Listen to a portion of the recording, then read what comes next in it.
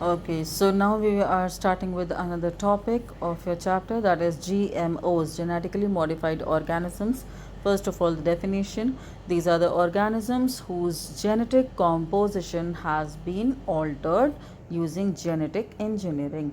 Children, this is something to be learnt by you. The operative word here is change or alteration in the genetic composition. That means you have to shuffle up the sequences in the DNA of an organism so that they behave in a different way, right? And this may be done by addition of genes, deletion of genes, or shuffling of genes. The second thing is application in plants and animals. So suppose if you are making GMOs, genetically modified plants or genetically modified animals, how they are going to help you out, right? First thing is they are used in biological and medical researches. The scientists, they are keeping on doing experiments on such GMOs. Then production of drugs and hormones. Let me tell you, hormone like insulin is actually produced with the help of biotechnology using genetic engineering only, right? Now you have third and point fourth, application of genetic engineering in agriculture and application of genetic engineering in plants, in animals, right? So used in agriculture, the heading, this will give you all the points for applications for producing resistant varieties. Now resistant varieties with reference to pest resistance, herbicide resistant, weedicide resistant, then disease resistant, drought resistant. So many resistances are there. So to make any variety resistant, genetic engineering is involved there. Another thing is producing HYVs, high yielding varieties.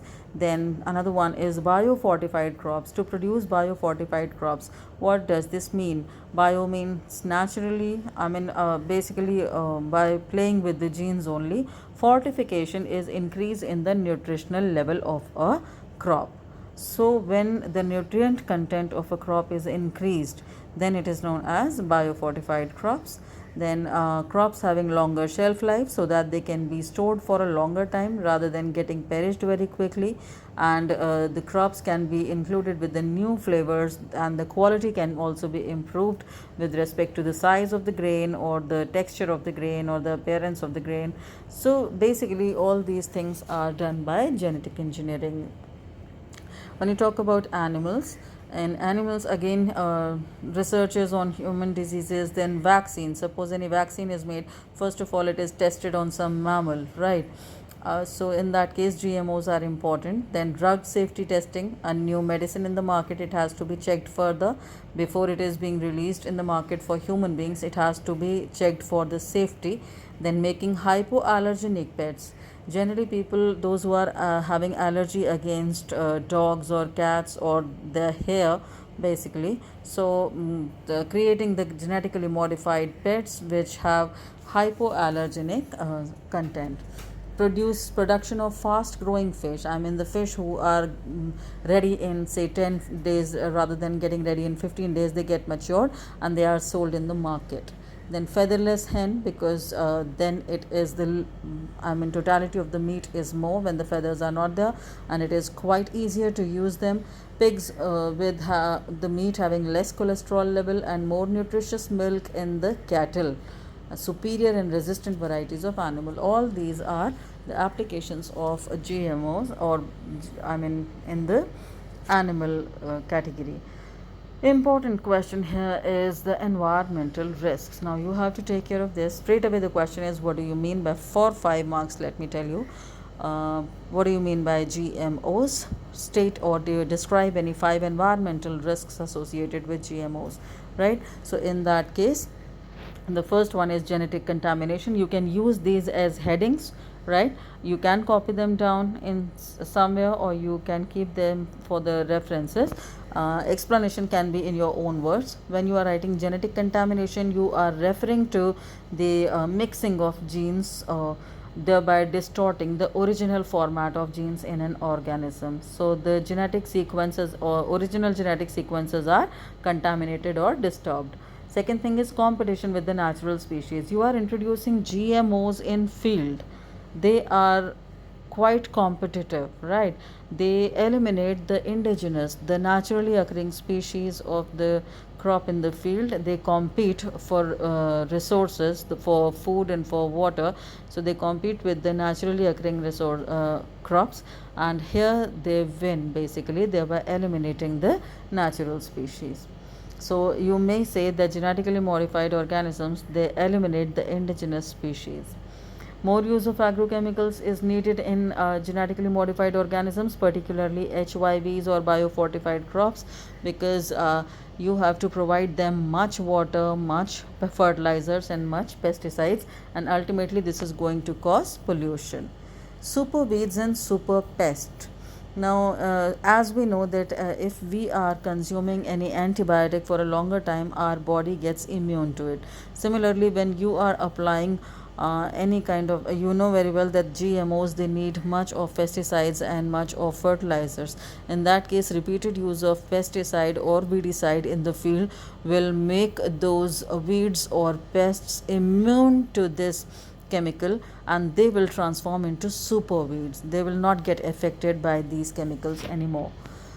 GMOs are proven to have some toxic secretions, or they might be allergic to the mankind. So allergies are incidents of allergies and toxicity, they are very much evident in usage of GMOs. And the nutritional problems, I mean, increasing the nutrient content on one side, it might be, I mean, when the organisms consume these, when the human beings consume these GMOs, genetically modified crops, in that case they might face certain nutritional issues, because the body is allergic to that particular GMO and it is not capable of utilizing the nutrient content of the crop. And the last one is potential hazard to biodiversity, because every time GMOs are, because they have the contaminated, they have the shuffled up, altered gene sequence, and they are eliminating the naturally occurring species of the nature, so in that, of the environment. So in that case, this is something which is going to disturb the variety of naturally occurring variety of plants and animals around, and that's why there is a potential hazard to biodiversity, right children? So I conclude this video here. I will be proceeding for the last video. I guess I can continue with this. This is a small topic, children. New crop strains according to your syllabus. How you can produce new crop strains, that means new varieties. Strains means the varieties. So new crop varieties, how they can be produced? Straight away 3 answers are there. You can produce them by genetic engineering, by altering the genetic sequence. You can produce them by hybridization, that means performing cross pollination between 2 desired varieties for few generations, right? I have written everything here. Basically you have to be bothered about these headings, and the definition can be learnt up by you. And mixed cropping, now mixed cropping is a question that comes for 5 marks as well. So you have to see the operative word here: growing 2 or more crops on the same field at the same time. Children, generally you forget to write at the same time. So same field and same time is operative, growing 2 or more crops. When we set the combination of mixing various seeds all together, we make it sure that one of them is leguminous, so that the nitrogen content in the soil is maintained. You talk about the advantages: growing many crops all together. So suppose out of 3 or 4 crops, one is failed. In that case, the farmer has the backup of other crops, and the farmer is not going to face any economic loss. Weed growth is checked. When you grow many crops all together, they don't give weeds a chance to grow in between. Pest control, I have told you that mixed cropping is actually a traditional practice which confuse the pest, and that's why this is a natural practice of controlling pest population. Maintains soil nutrient like nitrogen, because leguminous crop is one of the members. And then less attention is needed, because generally all the crops are grown all together. Once you have taken care of crop A, you have taken care of crop B and C too. And the last thing is similar nutrient requirement, so equal care to each crop. That means when you are supplying fertilizers and water, you are taking care of each crop. Disadvantage could be chances of competition. Now here, if suppose making a combination, you take one leguminous crop and the other one is a cereal crop, and suppose both of them have the same requirement, suppose they both are relying on phosphorus, so in that case one would be competing with the other, so the other crop is going to face the harm. Reduction in a particular type of nutrient from the soil, if not taken care of making the combinations properly, in that case, if all the crops are relying on a particular type of nutrient, this might lead to depletion of that nutrient in the soil. Right, children? When you write mixed cropping, you study it along with the advantages and disadvantages. I know your notes do contain this in detail. One more topic here is Baranaja farming, right? Baranaja farming. I guess if I could write it here, children tend to ask me what does it mean. Let me see. You have it as, wait, Baranaja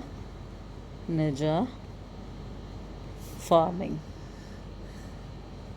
Right, so this is a traditional farming practice, Bara Anaja, 12 grain system. Right, a cropping system that included a mixed cropping strategy, including 12 different varieties of grains. So, Baranaja farming, and this is a traditional practice which was used in Garhwal region. Right. So whenever you are asked, such questions come for 2 marks only, not for 5 marks. So whenever you are asked what is Baranaja farming, you will write that it is a 12 grain system. It can be compared to a mixed cropping strategy where the farmers grow a combination of 12 grains on the field, traditionally belonging to Garhwal region. And whatever benefits are there for mixed cropping, all the benefits will be falling in this particular category too. Right, children? I hope this much is clear to you, and now I will be proceeding further with the last thing, regenerative farming techniques. I guess this is the most easiest one for you. Rather, regenerative farming techniques means any farming strategy which is going to regenerate the soil texture, the soil quality. It is not going to harm the soil, rather it is going to regenerate the soil potential. So just see the headings here, and details are written in your copy, I guess. Just see, first heading is mixed cropping or intercropping. Automatically they control the pest, they maintain the fertility.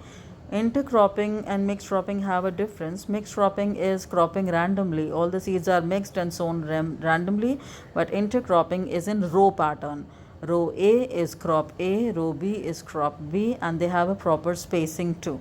We always take care while performing mixed cropping that the crops are, suppose while making the combination, we see that if one is the climber, the other one should be a tall heighted crop, and the third one should be a small short heighted crop, so that distinction between the crops is easier, right? Then second one is crop rotation. Agroforestry crop rotation is sequential, in alternate sequence when you are cultivating the crop, that is crop rotation. And agroforestry is agriculture plus forestry. Polyvariety culture is of the same species. Suppose you are going to cultivate rice, you are trying to cultivate various varieties of rice only over a field. This is polyvariety culture. The variety of various varieties, several varieties of the similar crop is cultivated on the same field. Polyculture is mixed cropping. So I guess you understand now. Polyculture means combination of different crops grown on the same field at the same time. And mixed farming, now this is something where you get confused. Mixed farming is a combination of agriculture, cultivation of crop, plus animal rearing, any kind of animal that can give you economic benefit. So it's a combination of a plant and an animal, right? Rearing of animals like dairy farming could be done along with, or poultry farming, fish farming, beekeeping. These all practices could be done along with the cultivation. Then you call it mixed farming. Children, I believe that now things are clear. But if you have any queries regarding these topics, you please let me know, right? Thank you for now, and if you wish, I'll be sending this to you in the form of PDF.